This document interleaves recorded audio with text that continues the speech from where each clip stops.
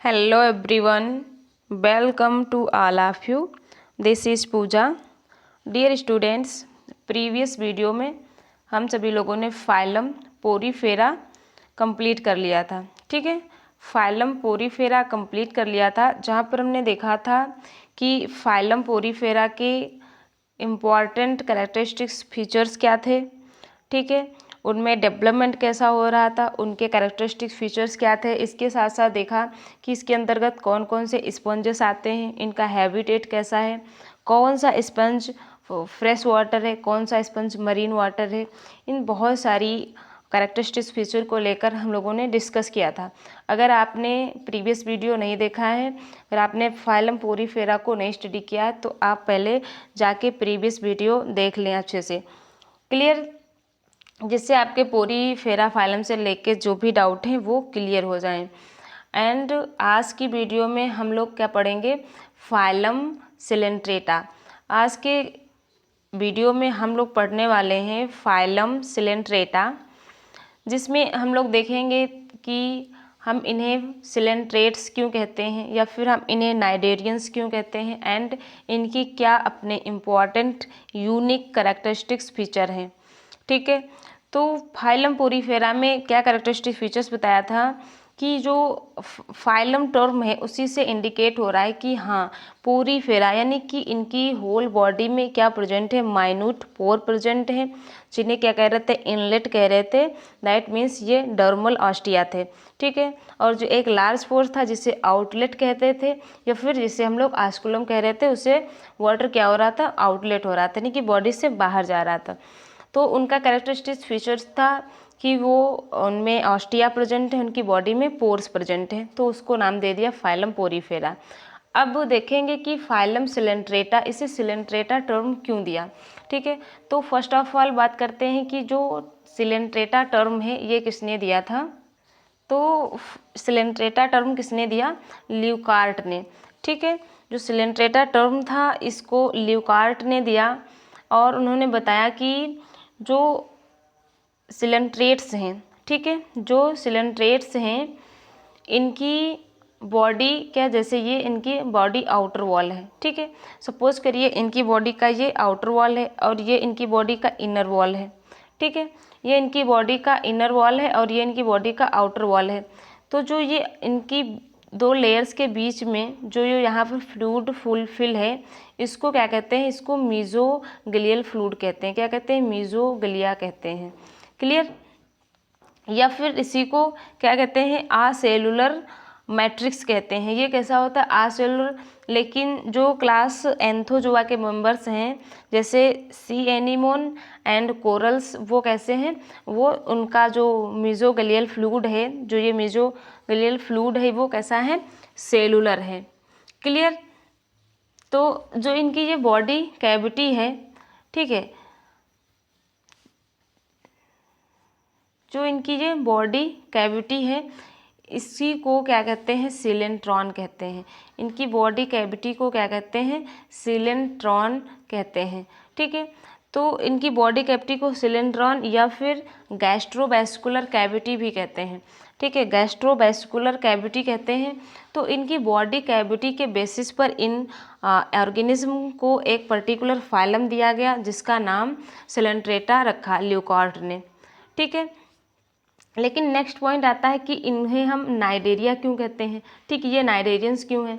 तो जो Cnidaria term है वो कहाँ से ड्राइव हुआ, इनके पास कुछ स्पेशल टाइप के स्ट्रक्चर्स हैं, दैट इज नीडोब्लास्ट. क्या है, नीडोब्लास्ट है इनके पास स्पेशल टाइप की स्ट्रक्चर्स, जिसे हम नीडोब्लास्ट कहते हैं, जो बैटरी लाइक स्ट्रक्चर्स है. ठीक है, इन्हें हम निमेटोसिस्ट भी कहते हैं. निमेटोसिस्ट मीन्स ये दंश कोशिकाएं होती हैं. ठीक है, इनमें क्या होती हैं, ये दंश कोशिकाएं होती हैं. ये इनका ऑफेंस एंड डिफेंस ऑर्गन है. ठीक है, क्या है, ऑफेंस एंड डिफेंस ऑर्गन है. इसके साथ साथ ये अपने नीडोब्लास्ट की हेल्प से, जो ये इनका नीडोब्लास्ट है जिसमें कह सकते हैं कि करंट जैसा होता है, तो ये क्या करते हैं, उसकी हेल्प से ऑर्गेनिज्म को बेहोश कर देते हैं, एनक्रेज करते हैं. बेहोश करने के बाद उस ऑर्गेनिज्म को पकड़ लेते हैं, यानी कि जो निमेटोसिस्ट हैं ये फूड कैप्चरिंग एंड एडिशन में हेल्प करते हैं। ठीक है, फूड कैप्चरिंग और इनके एडिशन में, यानी कि ये अपनी किसी भी सरफेस से या ऑर्गेनिज्म से ये एंकर कर सकते हैं, तो इनकी एंकरिंग में, ठीक है, एंड क्या करते हैं, फूड कैप्चरिंग में हेल्प करते हैं। तो इनके पास जो ये निमेटोसिस्ट या नाइडोसिस्ट नाम की जो स्ट्रक्चर्स है, ठीक, इसी के बेसिस पर इन्हें क्या कहा गया, नाइडेरियंस कहा गया। क्लियर? तो आई होप आपको ये बात अच्छे से समझ में आई होगी। नेक्स्ट इज कि जो सिलेंट्रेट्स हैं ये एक्सक्लूसिवली तो मरीन नहीं है, ठीक है, इनका हैबिटेट तो एक्वाटिक है, बट क्या है, मोस्टली मरीन है, लेकिन कुछ ऐसे भी हैं जो फ्रेश वाटर में आपको देखने को मिलेंगे। तो जो हाइड्रोजोआ क्लास के मेंबर्स हैं, ठीक है, फाइलम सिलेंट्रेटा को फर्दर 3 क्लासेस में डिवाइड किया गया है। ठीक है, हाइड्रोजोआ में एंड स्काइफोजोआ में, ठीक है, स्काइफोजोआ में एंड एंथोजोआ में। तो इन्हें 3 क्लासेस में डिवाइड किया गया। तो जो हाइड्रोजोआ के मेंबर्स हैं ये फ्रेश वाटर एंड मरीन दोनों में देखने को मिलते हैं, लेकिन जो स्काइफोजोआ एंड एंथोजोआ के मेंबर्स हैं ये ओनली मरीन होते हैं। ठीक है, ये मरीन वाटर में देखने को मिलते हैं। क्लियर? इसके साथ साथ कुछ ऐसे भी ऑर्गेनिज्म होते हैं जो सोलिटेटरी होते हैं। ठीक है, क्या होते हैं, सोलिटेटरी, जैसे हाइड्रा, एंड कुछ कॉलोनी बनाकर रहते हैं, जैसे कि ओवेलिया। ओवेलिया क्या करता है, कॉलोनी बनाकर रहता है। इसके बाद कुछ सेडेंट्री भी होते हैं, कुछ फ्री स्विमिंग भी करते हैं, जैसे कि ऑरेलिया। ठीक, ओवेलिया कैसी है, कॉलोनियल है, लेकिन जो ऑरेलिया है वो कैसी है, फ्री स्विमिंग है। तो ये इनकी हैबिटेट्स हो गया। इसके बाद सेमेट्री की बात करते हैं। तो जो इनकी सेमेट्री है, ठीक है, वो मोस्ट ऑफ तो रेडियल है, बट क्लास एंथोजोआ के मेंबर्स में बाईलेटरल सिमेट्री भी देखने को मिलती है। ठीक है, क्या मिलती है, बाईलेटरल नहीं, सॉरी, बाई रेडियल सिमेट्री देखने को मिलती है। क्लियर? एंड जो सिलेंट्रेट्स हैं वो फर्स्ट ऑर्गेनिज्म हैं जिनमें हमें टिश्यू लेवल ऑफ ऑर्गेनाइजेशन देखने को मिलता है। ठीक है, अभी इससे पहले पोरीफेरा में कैसा ऑर्गेनाइजेशन था, सेलुलर लेवल का, लेकिन यहाँ पर हमें टिश्यू लेवल का ऑर्गेनाइजेशन देखने को मिलता है, यानी कि जो सेल्स थी वो ग्रुपेड हो जाएंगी, अब ग्रुप ऑफ सेल्स देखने को मिलेंगी। तो जो उनका फंक्शंस है वो क्या करेंगे, ग्रुप में डिवाइड कर लेंगी। कुछ सेल्स होंगी जो ग्रुप में मिलकर टिश्यू का फॉर्मेशन करके पर्टिकुलर उस फंक्शन को परफॉर्म करेंगी। तो यहाँ पर टिश्यू लेवल ऑर्गेनाइजेशन देखने को मिलता है। एंड जो सिलेंट्रेट्स हैं वो कैसे हैं, डिप्लोब्लास्टिक हैं। ठीक है, सिलेंट्रेट्स कैसे हैं, डिप्लोब्लास्टिक हैं, यानी कि यहाँ पर हमें एक्चुअल में टू जर्म लेयर्स देखने को मिलती हैं। वहाँ पर हमने क्या बताया था, पोरीफेरा में हमारे पास ट्रू जर्म लेयर्स नहीं थी, वहाँ भी डिप्लोब्लास्टिक थे, but they are not true germ layers. वहाँ पे क्या था, pinacoderms and choanoderms cells present थी। क्लियर? बट यहाँ पर हमें एक्टोडर्म एंड इंडोडर्म देखने को मिलेगी।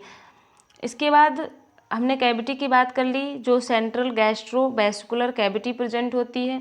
ठीक है, जिसको हम लोग सेलेंट्रॉन भी कहते हैं।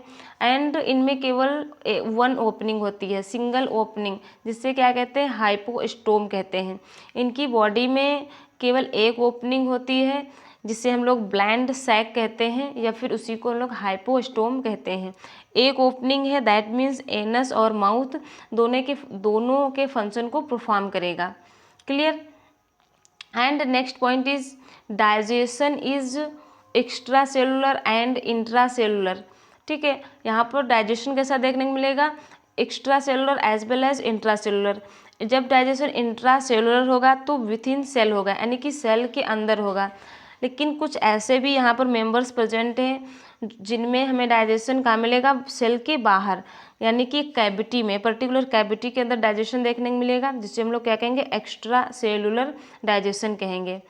इसके बाद अभी हमने बात किया था कि क्लास एंथोजोआ में क्या आते हैं, कोरल्स आते हैं और जो सी एनिमोन्स आते हैं। तो कोरल सिंपली क्या होते हैं कि ये कैल्शियम कार्बोनेट कि कंपोजिशन का इनकी स्केलेटन बॉडी बनी होती है, ठीक है। यानी कि जो कोरल्स हैं इनकी जो स्केलेटन सिस्टम है, इनका जो बॉडी का आवरण है वो किसका बना हुआ है, कैल्शियम कार्बोनेट का, ठीक है। तो ऐसे इन ऑर्गेनिज्म को हम क्या क्या कहते हैं, कोरल्स कहते हैं। और जब कोरल्स ग्रुप में एक जगह इकट्ठा हो जाते हैं समुद्र में, तब हम इसे कोरल रीफ कहते हैं। क्या कहते हैं, तब हम इसे कोरल रीफ कहते हैं। क्लियर। इसके बाद जो नाइडेरियंस हैं exhibit two basic body forms called as polyp and medusa. That means कि यहाँ पर अल्टरनेशन ऑफ जनरेशन देखने को मिलता है, ठीक है। Coelenterates they are so alternation of generation, यानी कि इनके पास दो तरीके की जनरेशन प्रेजेंट होती हैं, पॉलिप फॉर्म, ठीक है, polyp form and Medusa form. तो जो पॉलिप होती है ये क्या होती है, ये आसेक्सुअल फॉर्म होती है, ठीक है। आप मेरी पॉइंट्स को आप क्या कर सकते हैं, राइट डाउन कर लीजिए नोट्स पर, ठीक है। यहाँ पर प्लेन पेज नहीं है तो हम आपको बता रहे हैं, आप इसको अच्छे से राइट डाउन कर लीजिए। जो पॉलिप है वो क्या है, आसेक्सुअल फॉर्म है, सेडेंट्री है, सेडेंट्री फॉर्म है, दैट मीन्स क्या है, ये फिक्स है, ठीक है। ये क्या है, सेडेंट्री है, फिक्स फॉर्म है, एंड सिलेंड्रिकल फॉर्म है या फिर ट्यूबुलर फॉर्म है। कैसी होगी, सिलेंड्रिकल या फिर ट्यूबुलर फॉर्म में होगी। लेकिन जो मेडूसा है ये कैसा है, ये सेक्सुअल फॉर्म है, ठीक है, सेक्सुअल फॉर्म है, एंड क्या है, फ्री स्विमिंग है और अम्ब्रेला शेप्ड है। ये ट्यूबुलर शेप्ड है, सिलेंड्रिकल है एंड सेक्सुअल आसेक्सुअल है। लेकिन जो मेडूसी है ये क्या है, सेक्सुअल है, अम्ब्रेला शेप्ड है एंड फ्री स्विमिंग है। तो आपको इन दोनों ही इनकी जनरेशन को, इनकी स्टेज को याद रखना है। Next is the farmer is sessile and cylindrical form like hydra Adamsia, ठीक है। जो पॉलिप थी वो कैसी थी, सिलेंड्रिकल थी, जैसे कि हाइड्रा में, एडम्सिया में आप देख सकते हैं। इसके बाद जो umbrella shaped free swimming Medusa है, ठीक, वो हमको किस में देखने को मिलेगा, जैसे कि ऑरेलिया या फिर जेलीफिश में। ऑरेलिया को ही हम लोग क्या कहते हैं, जेलीफिश कहते हैं।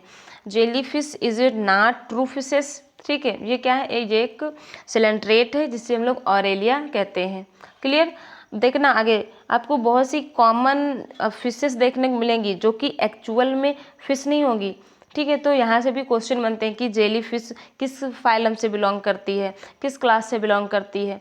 तो these are point very very important, इसे भी आपको याद रखना है। एंड नाइडेरियंस क्या करते हैं कि इनमें अल्टरनेशन ऑफ जनरेशन मिलता है, जो भी हमने आपको बताया। तो प्लांट के केस में हमने देखा था कि अल्टरनेशन ऑफ जनरेशन होता था, ठीक है। बट यहाँ पर भी हमें अल्टरनेशन ऑफ जनरेशन देखने को मिलता है, जिसे हम लोग मेटाजेनेसिस कहते हैं। क्या कहते हैं, जिसे हम लोग मेटाजेनेसिस कहते हैं।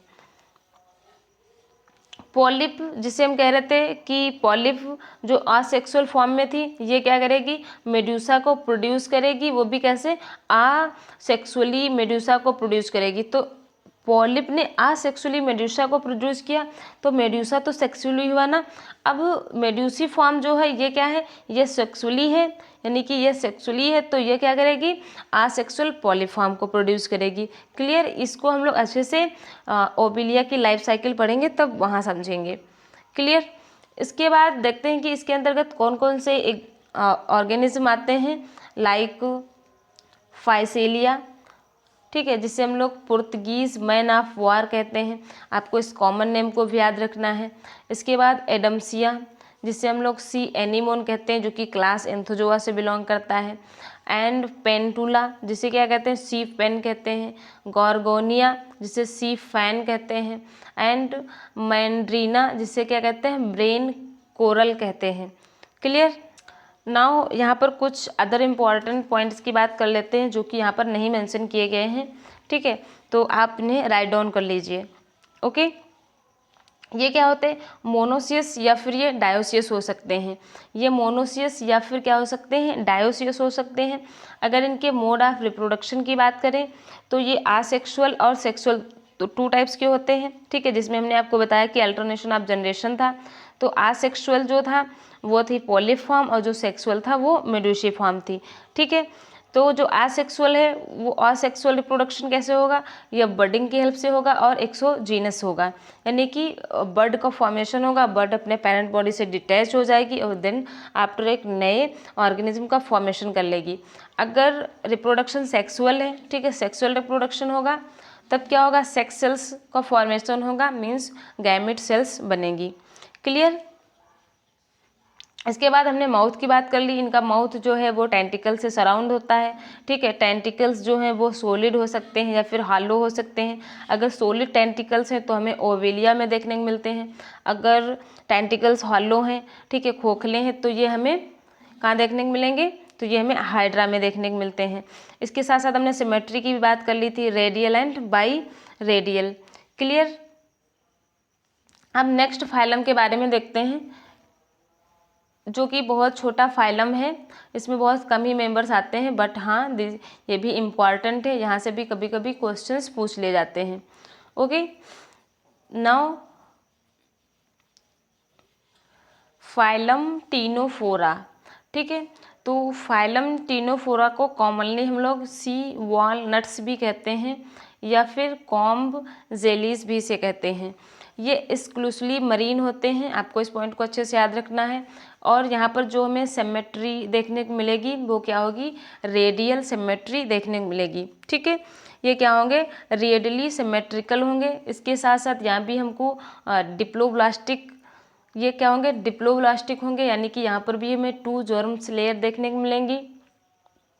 इसके बाद टिश्यू लेवल ऑफ ऑर्गेनाइजेशन देखने को मिलेगा।